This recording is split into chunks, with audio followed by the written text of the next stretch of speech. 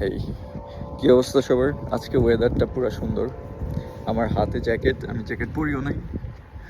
3 degree 4 degree Celsius temperature. আর বলতেছিলাম যে এটা হচ্ছে যে হোয়াট মেক্স ইউ হ্যাপি। আপনাকে আসলে কি হ্যাপি করে? আমার মনে হয় যে শপিং, তাই না? যে if you buy something that makes you happy.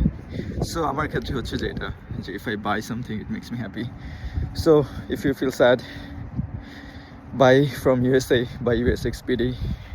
If you feel lonely, buy from USA, buy US XPD.